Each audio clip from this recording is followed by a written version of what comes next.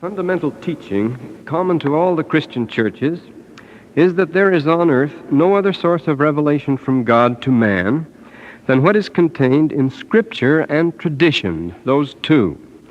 Such an arrangement leaves no room, of course, for present-day revelation direct from heaven, and it bars the activity of living prophets, whose presence, as we have seen, has always scandalized conventional students of Scripture and tradition. Now, in proclaiming the restored gospel, the Latter-day Saints do not minimize the importance of Scripture. We say Scripture and revelation are both necessary. They are not mutually exclusive, as some would have us think. They are complementary. They not only can coexist, but they must. Strange as it may seem, the idea that one might profit from both Scripture and revelation at the same time has been in the past a formidable stumbling block to scholars. Not long ago, a great controversy raged among the learned over whether any man could possibly possess the gifts of the Spirit and at the same time do anything as worldly as hold an office in the church or concern himself with written records. And nearly all the scholars took the part of Zohm, that's Werner Zohm, that spirit and order were absolute opposites, hopelessly irreconcilable. Law and authority were for Zohm the complete antithesis of the Spirit. The two could not exist together.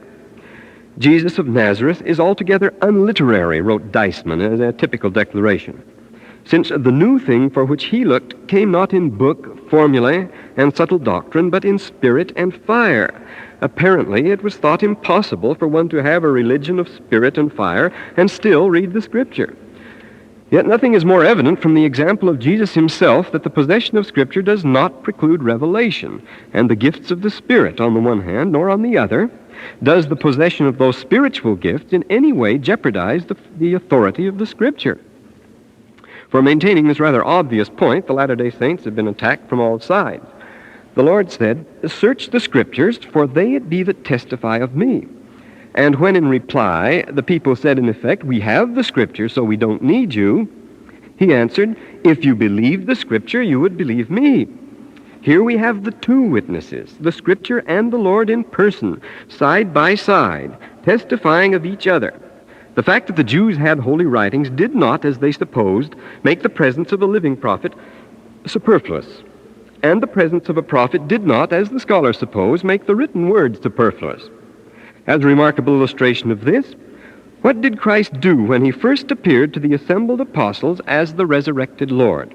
There he was, the Son of God in his own person, a glorified and resurrected being who could have told them all things by his own authority. But instead of that, we are told, beginning with Moses and all the prophets, he expounded unto them in all the Scriptures the things concerning himself. Luke 24:17. Is it surprising, then, that when the Lord and other glorious beings appeared to men in these latter days, they again cited the ancient prophets at length? One could not ask for a more powerful recommendation for the sacredness of holy writings than the Lord's use of them after his resurrection. Nor, on the other hand, could one have a more convincing demonstration that the Scriptures cannot stand alone, for it was only after Christ had expounded their meaning to them in persons that the apostles' eyes were opened, and they knew him.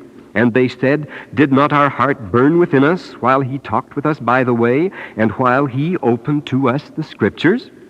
Even to the apostles, the Scriptures did not convey their full meaning until they were opened to them by their heavenly teacher. The early Christians did not regard the canon of Scripture as closed. In a recent and important study, Van Unik has shown that for the earliest Christians, the apostolic office, the gift of revelation, and the bringing forth of Scripture, those three things were always regarded as going hand in hand. If you had apostolic authority, you were authorized to produce Scripture. And with von Harnack, he points out that at least as late as 200 A.D., it was held to be perfectly legitimate, quote, for someone to add something to the word of the gospel, unquote.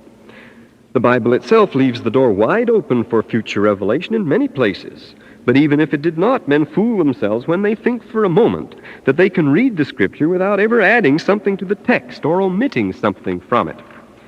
For in the wise words of St. Hilary, Scriptura enim non in legendo, sunt sed in intelligendo. Scripture consists not in what one reads, but in what one understands.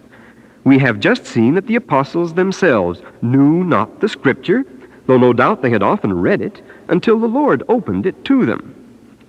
To read is, by very definition, to unriddle, to expound to oneself, to interpret. In the reading of the Scripture, we must always have an interpreter. But who qualifies for the task of interpreting God's Word to men?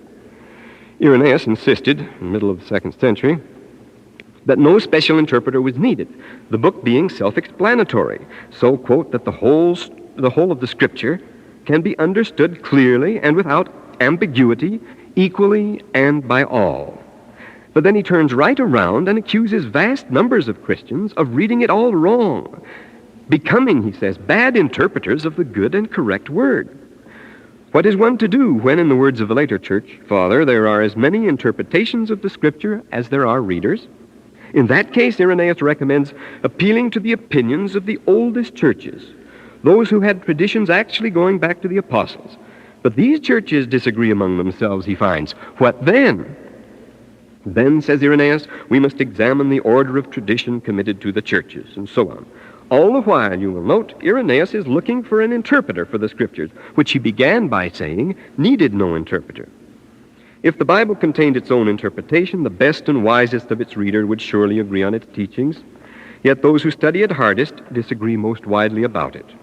Tertullian pointed out that discussions based on Scripture are a waste of time, since the most hopelessly mistaken person, he says, can in all good faith prove his case from the Scriptures by diverse expositions and commentaries, easily corrupting the sense without having to corrupt the letter of the text, and picking and rejecting whatever suits his purpose. If we say that the heretics are playing fast and loose with the Bible, Tertullian reminds us, we must remember that they in all seriousness believe that it is we who are corrupting the Scripture by false exposition, while it is they who preserve the pure truth of it. For that reason, according to him, it is practically impossible to win an argument by appeal to the Scripture alone. And even when we do win, the whole issue remains uncertain.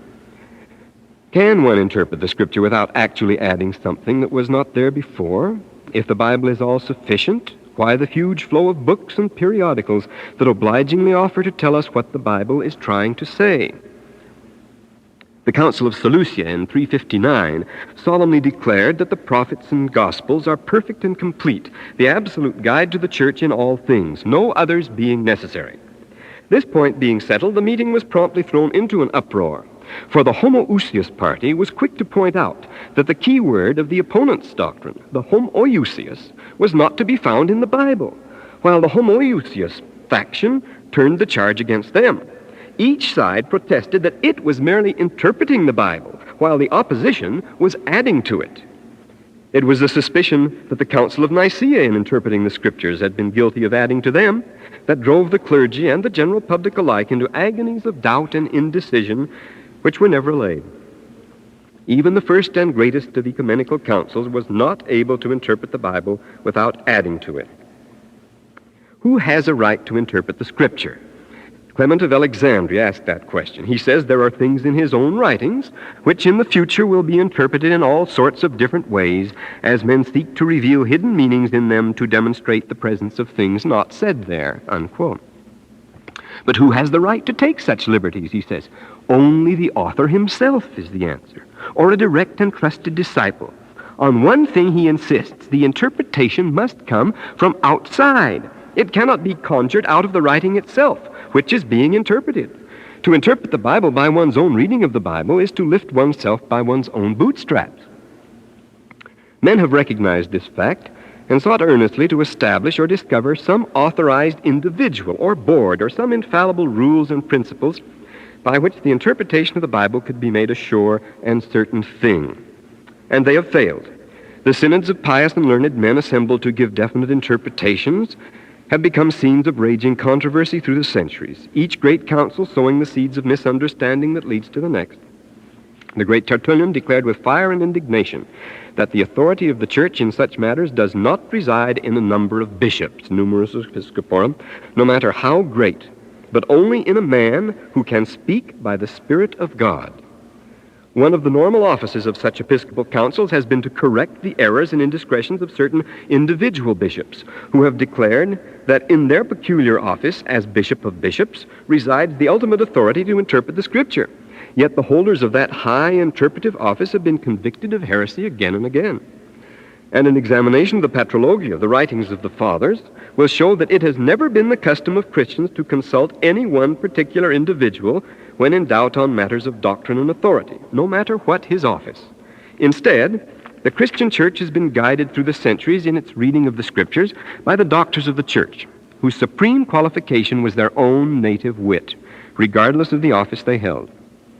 These clever men have made repeated attempts to lay down sure and reliable rules by which anyone properly trained could arrive at the true meaning of the Scriptures.